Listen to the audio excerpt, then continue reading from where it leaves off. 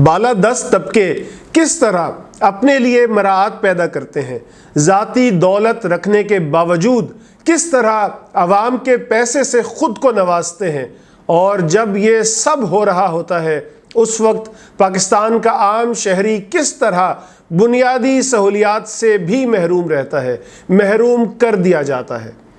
نوک joke کی کتاب کہانی میں آپ کو صحافی رؤوف کلاسرا کے قلم سے لکھی فہمیدہ اور حسینہ کی کہانی سناؤں گا۔ میں ہوں عمیر محمود۔ فروری 2013 کی گاؤں کی وہ سرد دوپہر آج تک دل و دماغ سے نہیں نکلی۔ ایک اجنبی چہرے نے آ کر کہا تھا کہ آپ سے ایک ضروری کام ہے۔ پتہ چلا کہ مشتاق ایک بڑے عذاب کا شکار ہے۔ اس کی نوجوان بھابھی کو کینسر ہے اور اس کی عمر 32 سال ہے۔ 3 بیٹے اور 1 بیٹی ہے۔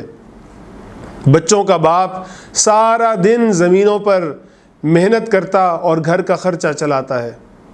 غریب خاندان کو سمجھ نہیں آ رہی تھی کہ مریضہ کا کیا کریں۔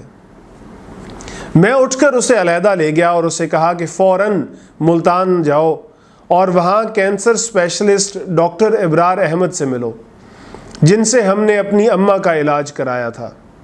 وہ اچھے ڈاکٹر ہونے کے علاوہ ایک اچھے انسان بھی ہیں۔ اسلام آباد لوٹا تو اس کا فون آیا کہ ملتان پہنچ گئے ہیں۔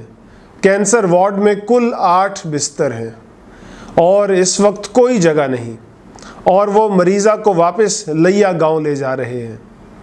حیران ہوا کہ 20 برس قبل بھی اس کینسر وارڈ میں 8 ہی بستر تھے اور آج بھی اتنے ہی ہیں۔ یہ اکیلا کینسر وارڈ بلوچستان اور سرائکی علاقوں سے لے کر سندھ کے کینسر مریضوں کے کام آتا ہے۔ اب تک ایک ہی وارڈ ہے۔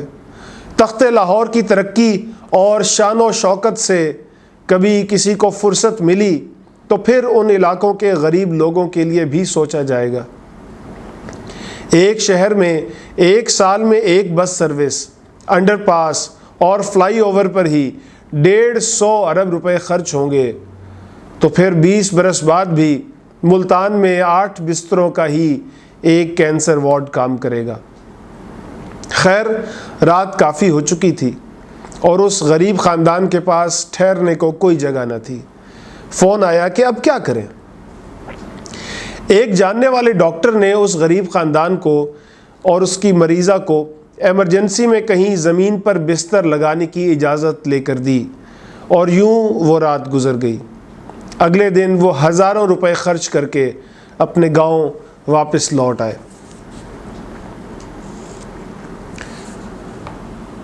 اس وقت جب یہ سب کچھ ایک ماں کے ساتھ ہو رہا ہے، قومی اسمبلی کی اسپیکر فہمیدہ مرزا کے میڈیکل بلوں کی تفصیلات میرے سامنے پڑی ہیں جو انہوں نے اپنے علاج کے لیے امریکہ میں خرچ کیے ہیں۔ ان بلوں کی منظوری لینے کے لیے انہوں نے 12 مارچ 2013 کو قومی اسمبلی کی فائنانس کمیٹی کا ایک اجلاس بلوایا اور خود اس کی صدارت کرتے ہوئے اپنے لیے تا حیات بھاری مراعات بھی منظور کرا لیں، اور اپنے امریکہ کے دورہ جس میں انہوں نے اپنے کینسر کا علاج کرایا تھا اس کا خرچہ بھی منظور کرا لیا۔ امریکہ میں کل خرچہ 20 لاکھ روپے ہوا اور وہ امریکہ میں 19 جولائی 2012 سے لے کر 17 اگست تک وہیں رہیں۔ کچھ اخراجات پاکستانی سفارت خانے نے بھی ادا کیے۔ یوں 28 دن تک وہ امریکہ میں زیر علاج رہیں اور اخراجات ہم سب نے برداشت کیے۔ اس اجلاس میں فہمیدہ مرزا نے اپنے لیے تا حیات سرکاری خرچے پر علاج کی سہولت بھی لے لی، اور اب ساری عمر ان کا علاج ہمارے ٹیکسوں پر ہوتا رہے گا، چاہے وہ امریکہ سے علاج کرائیں یا چاہے برطانیہ سے۔ فہمیدہ مرزا ایک وفد لے کر اسپین گئیں اور وہاں 5 دن قیام فرمایا اور کل بل 55 لاکھ روپے بنا جو آپ نے اور ہم سب نے مل کر ادا کیا۔ لندن گئیں تو بل 7 لاکھ روپے کا بنا۔ عمرے کے لیے سعودی عرب گئیں تو بھی 4 لاکھ روپے آپ نے اور ہم نے ادا کیے۔ کینیڈا کا دورہ کیا گیا تو اس پر 41 لاکھ روپے خرچہ ہوا اور وہ بھی ہماری جیبوں سے گیا۔ ملائیشیا کا پارلیمانی دورہ ہوا تو 42 لاکھ روپے خرچ ہوئے۔ دبئی میں کچھ روز فہمیدہ مرزا نے گزارے اور 5 لاکھ روپے کا بل ہم نے ادا کیا۔ اس دوران فہمیدہ مرزا اور ان کے خاوند ذوالفقار مرزا نے پیپلز پارٹی حکومت بنتے ہی اپنی مرزا شوگر ملز کے ذمے 85 کروڑ روپے کا قرضہ بھی 4 بینکوں سے معاف کرا لیا۔ یہ ہے بدین کی فہمیدہ مرزا اور لیا کی حسینہ بی بی کی کہانی۔ دونوں کو کینسر کا مرض لاحق ہوا۔ ایک امریکہ میں 28 دن گزارنے کے بعد علاج سے تندرست ہو گئیں اور لاکھوں روپے قومی خزانے سے ادا ہوئے، اور اب تا حیات ان کا سرکاری خرچ پر علاج ہوگا۔